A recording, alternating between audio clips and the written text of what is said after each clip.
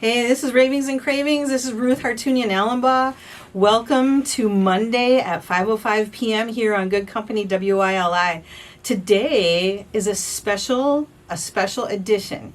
Not only is it bilingual, because I'm here with the awesome bilingual Dianisi Torres, who is the Latino Chamber of Wyndham president, as well as on the Board of Education and about 12,000 other things that I can't keep up with. Today, though, we're going to do a bilingual interview, and so I'm going to welcome you and let you say everything I just said in Spanish. Muchas gracias. Thank you so much, Ruth, for the space and the time. I really appreciate that your invitation. I appreciate that I'm part of this. Yes. Estoy bien contenta de que seamos parte de este programa bilingüe porque trae información. Muchas gracias, Ruth, por darme la oportunidad. Aquí Ruth es la persona que está trayendo todo lo que son los programas bilingües, todo lo que es la presentación de negocios latinos. Todo lo que sea que podamos traducir al español es lo que hacemos acá. Okay. Perfecto. Thank you. I agree with everything she just said, okay? Because I trust her. So today what I wanted to talk about was process. For me as a musician and as someone also who's creative and also as a person who cooks and who does things that takes many steps, to me the process that it takes to get from one point to another is very fascinating. It is.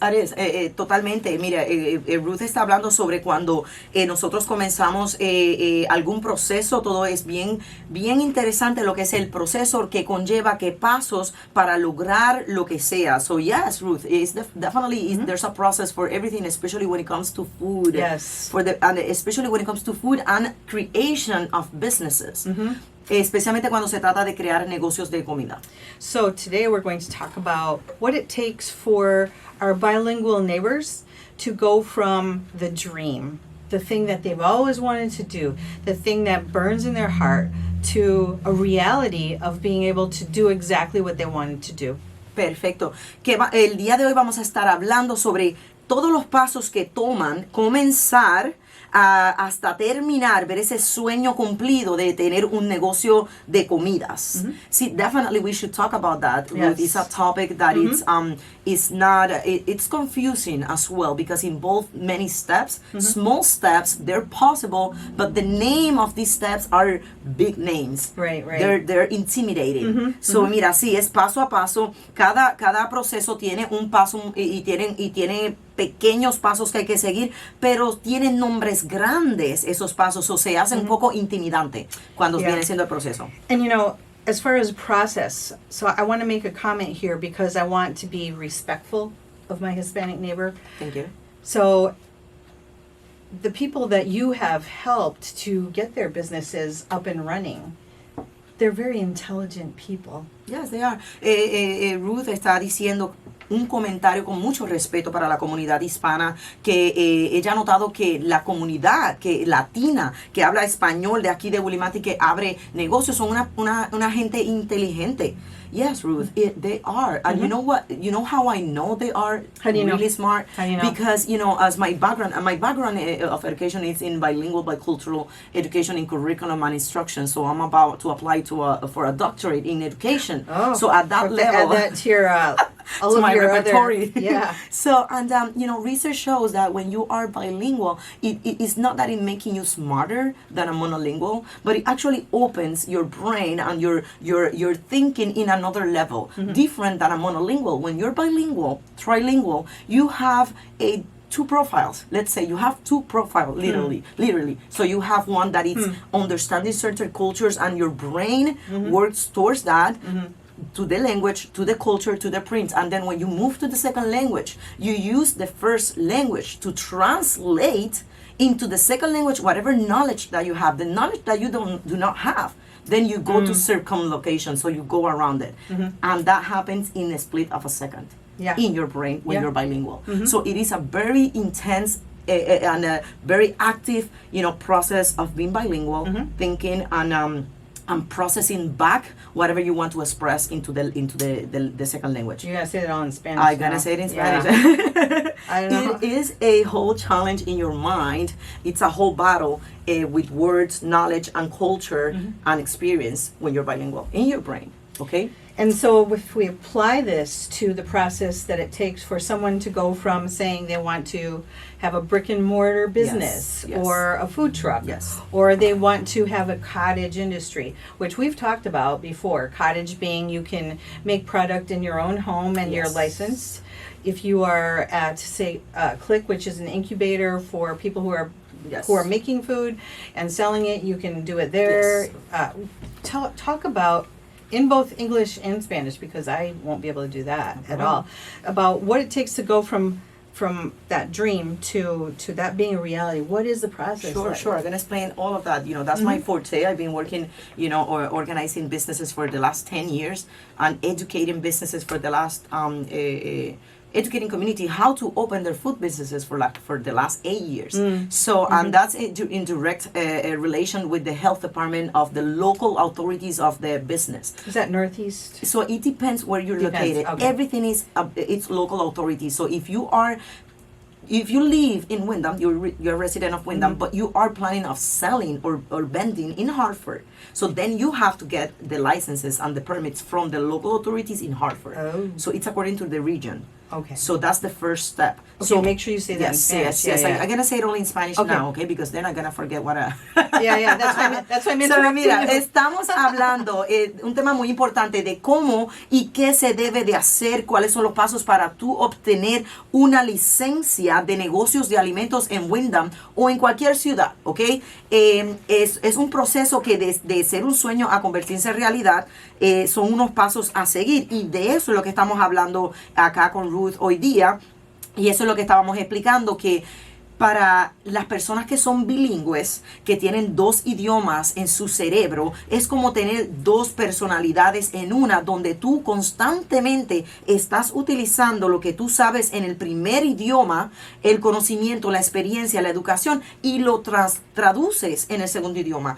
Y eso es un proceso que pasa en un pequeño tiempo, menos de un segundo. Y es tan rápido que todavía hay estudios tratando de descifrar cómo funciona Ruth.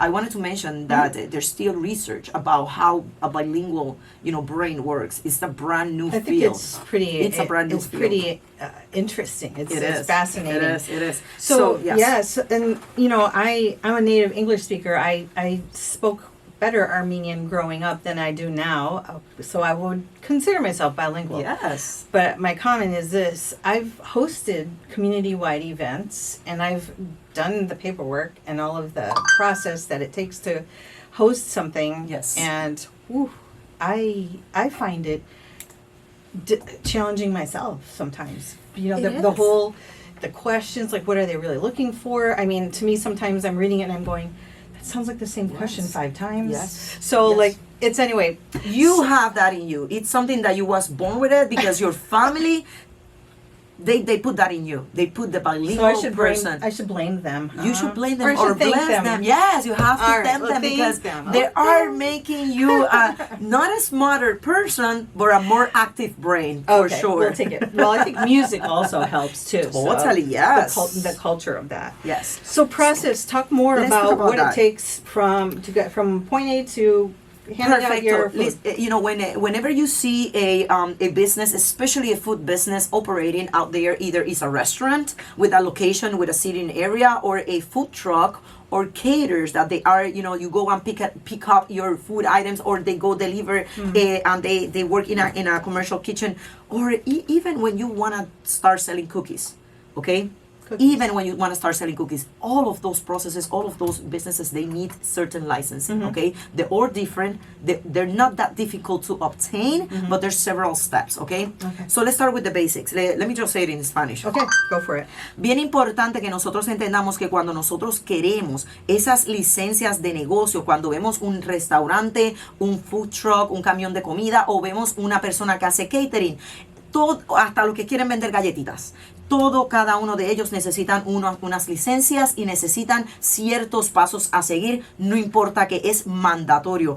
All of these steps Ruth, are mandatory. It's not like So if you want do to. they, like, you have to pass through one step before you go to the next Definitely. one? Is that how it goes? There's an order. There's a succession. There's an order. Thank you for that. Yes. So in order to make it, a little bit more easy to follow, because there's a lot of conversation. An hour is not going to be enough to go over all of this. We had 25 minutes. I know. But And we probably already used 15, right? of course, right? Oh, I get 10 more. Woo. All right, keep going. So the first step to start any food business is getting certified as a food handler. You have to get trained in order to start serving food to others. There's no way. You need to convert, you need to become a qualified food operator. So there's two different ways of doing it. So if you, it depending on what the level of processes in your kitchen, for example, for food cottage license, this is the license for mostly for people who are processing for farmers and people that are bakers. They make cookies, spices, certain low level of process. Those people can get a license, from cooking from their home, but they still need to get certified as a food handler. So the food handler, it's like an hour to hour training, and it lasts a year. So every year you need to get recertified. Did that used to last like 5 years? That's the other one. So that's a different one. That's the food handler. Every food handler, every person who deals with food must get certified as a food handler. Now, there's a food manager version. So there's a food, is a QFO, qualified food operator, but this is the manager version of it. So when it's the manager version of it, that's the license that it's required by the nation. This is not a state license. This is a nationwide license. It's valid in all states, and including Puerto Rico, and it lasts for 5 years. So, but you have to get 7 hours of training and 90 question test. And that's when Dianisi comes to play. I am a proctor and instructor for the ServSafe, the National Restaurant Association. I am certified as a proctor for the last 14 years. Wow. Listen, I know this information like a prayer. So this is very important. I offer these classes. Everybody knows me through these ServSafe classes that I do. So this is something that we offer at Click. So we offer these classes. It has a charge. I think it's $180 per training, which is really, really good. We've seen those trainings going up to $400, $450, especially if you do it online with a proctor, because you need the instructor and the proctor. And it's a whole process. So they get tested, they send the test via mail, you get your certification. That's the first step. Get certified. My goodness, that's number one. That's number one. You have to come to my class and then get started. This is also, the ServSafe is just the agency that is the most famous agency dealing with the certification. But in reality, who certified you is the National Restaurant Association.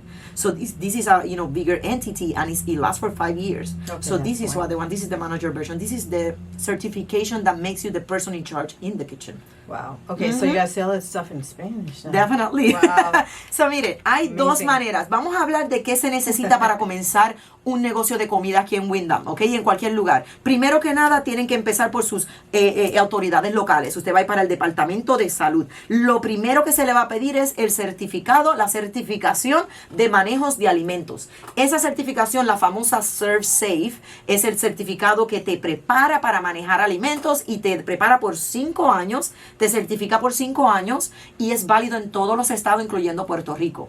Esta es la certificación que estamos hablando. Ese es el primer paso.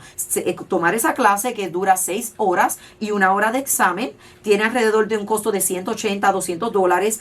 Actualmente se ofrecen esas clases en inglés y en español en Click Willimantic. All right. Great. Perfecto. So, what's the next step after all that? So the next step, once you are certified, I get the easy questions. I know. You're doing all the talking today. No worries. I love talking about this. I've been doing it for a while. I can tell the passion is there. I love this because it's provided opportunities for the so low many income. people. So many people. Many get educated. They get the great opportunities, and we also are models for younger people. We need to start showing that college is not the only way. College is not the only way. Business is your plan B, or sometimes the plan A. ¿ok?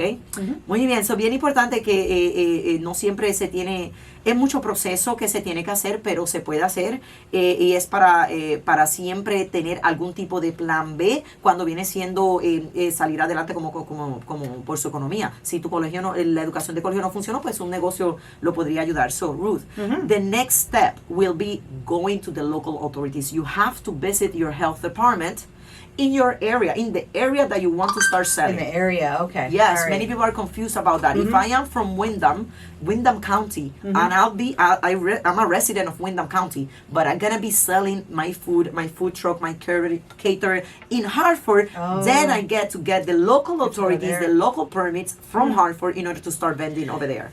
So, like, let's say I want to sell all around the state. Then what do I can I do that? Yes, you can. So this is what you do. You get license, and all of this process will change soon. Okay, they've been talking about having a nationwide. You know, like Why do they do this? It's like you wake up and you think you got it all figured out, and then everything changes. It's like when they rearrange things at the grocery store. More education coming up. More okay. education. All right. So the second step, once you are certified as a food manager, a food handler, as a manager version, then you go to the local authorities, and with that serve safe and the plan of your business, what do you want to do? Because by you saying I just want to open a food business, it won't be enough. You have to have a plan, a written plan. Application for that? There's not an application. It's basically like I read it. You it has to be Google detailed, though, right? It must be detailed. There's Okay. certain information that goes in there. So it's not mandatory, but they're gonna request it in certain point when you're applying for any business, especially in the town, the town hall. So you go with your plan, with the idea and a plan how you're gonna be doing that business. If it's a food business, where you're gonna be selling, what kind of food you're gonna be selling. You have to have a menu, and all of that is being asked in the application. Okay. Yeah. So you get your ServeSafe application of the type of business, the food business you want to operate in the area, and that's what you're gonna start working on. Or what are the requirements in that application?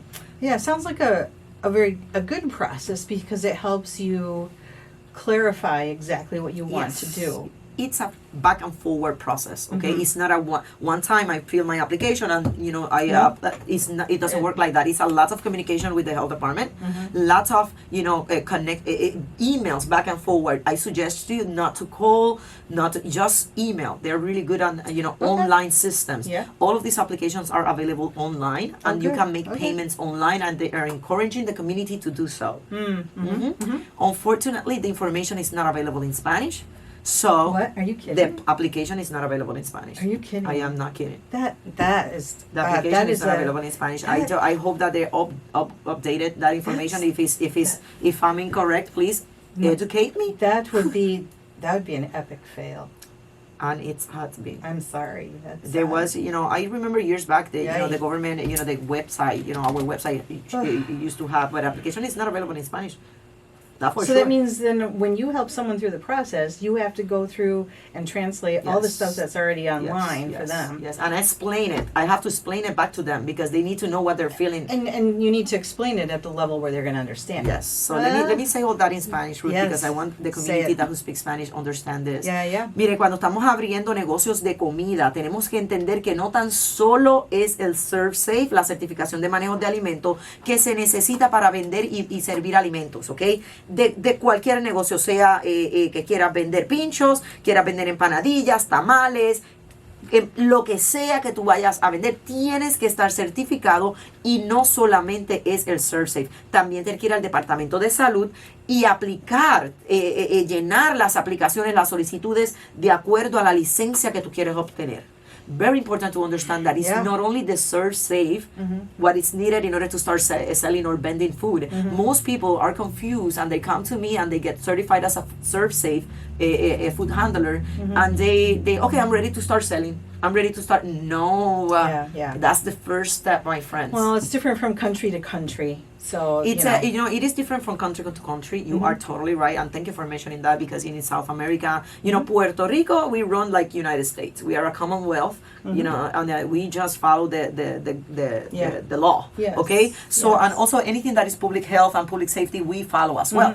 But when it comes to businesses and certification, I am not too sure how that works in Puerto Rico because there's some type of permits that we need, but not as strict like here. You know that we don't have. You know what I mean? Yeah, so I think you it's- can run your business. Let's say this: you can run your food business from the garage. You know, garages in Puerto Rico is different than here. You know, the pots and pans are out there, and So same in South America. You know, I want you to understand, most of you guys, that when someone comes from South America, our Latin American countries, you know, in those areas in South America, food business is totally different. Yeah. Food sanitation is totally Right. different, and Yes. of course they have the rules and the safety.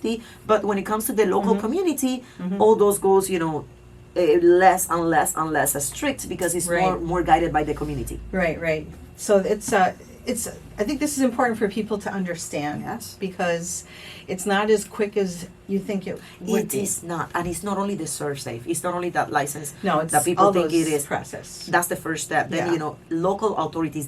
The key message is to go to the local authorities where you want to start vending or selling, and they're gonna guide you what you need in order to get the licenses that you need. So for you to have an idea, if you let me continue talking, you know I talk a lot. No, go ahead. We got a few minutes. So Go for it. perfecto. So this is kind of like the process. You get certified. You go local authorities. You get certified as a food manager if with the serve safe, and you have to have someone else certified as well as a food manager Okay. and a serve safe manager version because. There must be someone with the license at all times of operation. So if you're on break or on vacation, or your day off, someone must cover you with a license. Okay. So that's why usually the cook or the owner or someone that is present at all times of operation in the restaurant or the business must be certified. Okay, so they're gonna request minimum two serve safes. Wow. They're gonna request it. It's a mandatory thing. So then after that, you fill out the application for according to the license that you want. So if you are opening a food truck, a cater, a restaurant, they're gonna go and do an inspection in your kitchen, operational kitchen, your main operational kitchen. That will be click. That will be your cooperative kitchen that you rent out. Because Okay. as a food truck, as a cater, as a trailer, you must be attached to a commercial kitchen.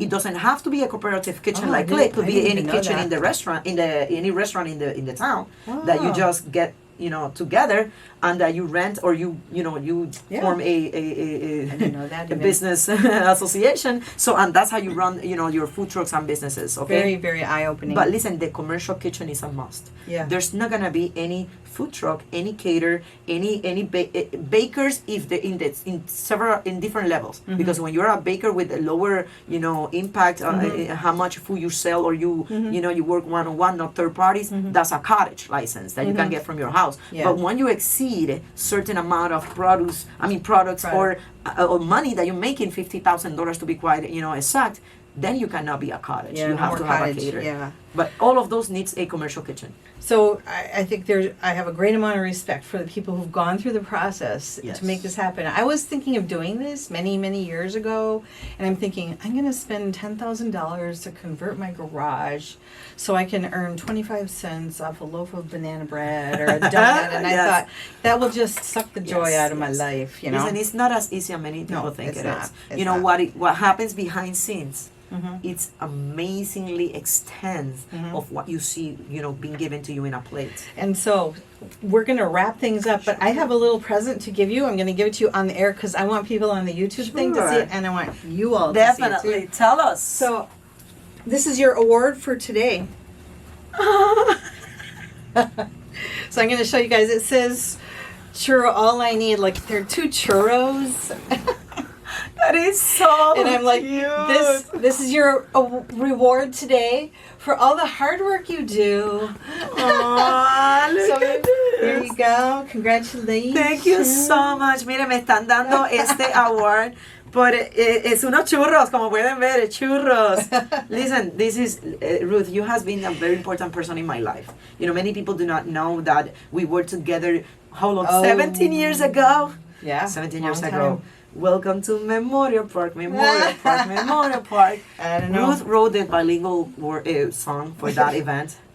Stories in the park. Stories in the Park. And since that day, 17 years ago, I knew that you was a bilingual, a bicultural, a other culture lovers. And that's what I'm so grateful, honestly. Thank you for everything you brought to my life. My pleasure, my honor. It is, thank you for coming today and for spicing things up Of course, thank you on for Ravings that and one. Cravings. This is Ruth Hartunian Allenbaugh, and Dianisi Torres. yeah, we're signing off here on Good Company WILI.